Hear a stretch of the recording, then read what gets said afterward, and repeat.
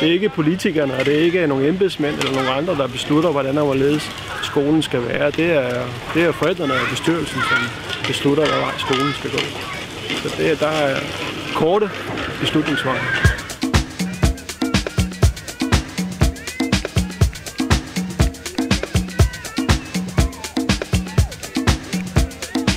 Og det her, det er det, man kalder for Odsherredebuerne. Der ligger så nogle buer, den ene ligger der, den anden ligger der, og den tredje ligger der. Og det er jo lidt mærkeligt, at der ligger sådan nogle buer, som er meget, meget høje. Altså en hel masse sten og jord, der er skubbet op i en stor vold. Og det er simpelthen isen. Og det, der skete her, det er for cirka 18.000 år siden. Der kom der noget is ned gennem Sverige og ned over Bornholm og ind over Sjælland og så videre ud i Storebælt. Og også op til Djursland over ved Aarhus og derovre. Så det har simpelthen taget sten fra Sverige med. For eksempel den, der ligger her. Den ser meget speciel ud. Sådan en nopbrød en. Den hedder Kindediabas. Og den findes kun et sted i Sverige. Så man ved, at der er isen kørt forbi. For ellers så vil man jo ikke kunne finde sådan en sten her i Danmark. Så ved at se på de sten, vi finder i Danmark, så kan man sådan set spole baglæns og så se, jamen, hvor kom isen fra. Hvad siger du, Andreas? Har du selv fundet alle de der sten? Ja, det har vi. Det er jo lige fra Klint.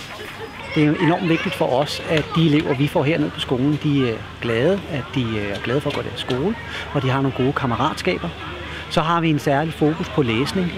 Læsningen er enormt vigtig i forhold til samtlige fag. Så derfor vægter vi meget, at eleverne meget tidligt får nogle gode læseegenskaber, og også lærer den faglige læsning, som jo er den, de skal bruge rigtig meget i de større klasser.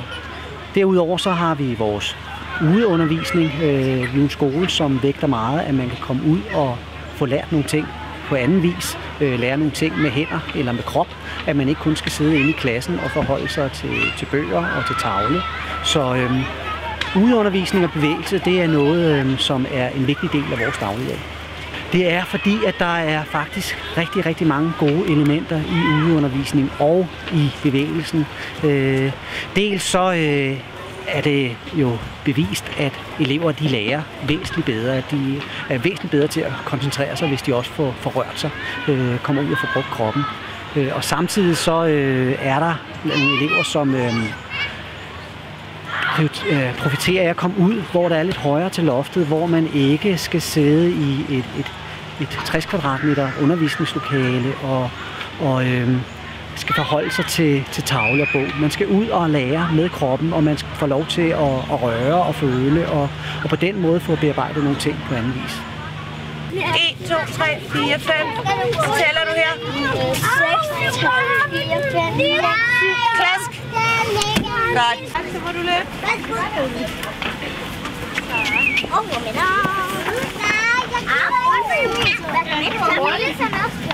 Så må du løbe, Alma.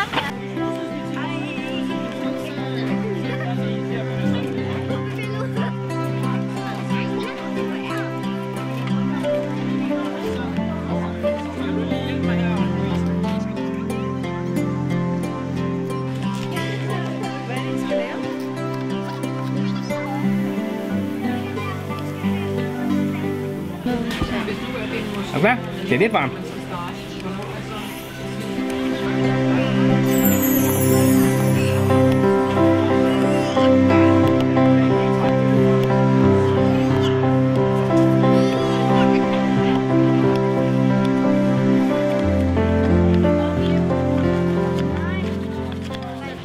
Forældrenes opgave er at være med til at præge skolen. Hvad er det for en skole, de gerne vil have, at deres barn skal gå i? Det er jo sådan den overordnede tema for det at være forældre.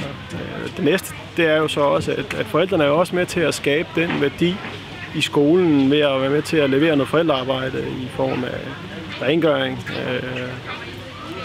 Være med til at lave nogle praktiske ting på skolen, der gør jo, at vi kan spare penge sammen til at investere i nogle andre ting. Det kan være skolebygninger, det kan være undervisningsmateriale, flere lærerkræfter og sådan nogle ting der. Så den værdi, som forældrene genererer ved at lave det frivillige arbejde, det er den værdi, vi bruger til at udbygge vores skole. Så det er en del af forældrearbejdet her.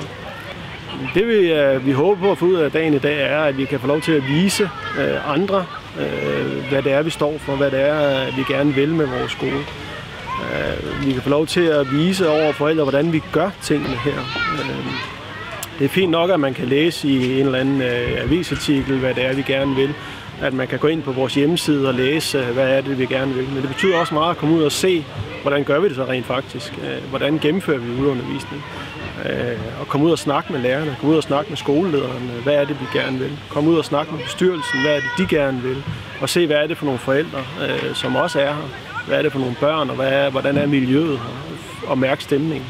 Det har været meget vigtigt, og har den tilbagemelding, vi har fået fra forældrene, er, at det har været rigtig godt at komme ud og se og mærke og fornemme tingene, ikke bare læse om det på en hjemmeside. Så på den måde der har det været meget givetigt for os at afholde den her friskolernes dag. Det har været rigtig godt.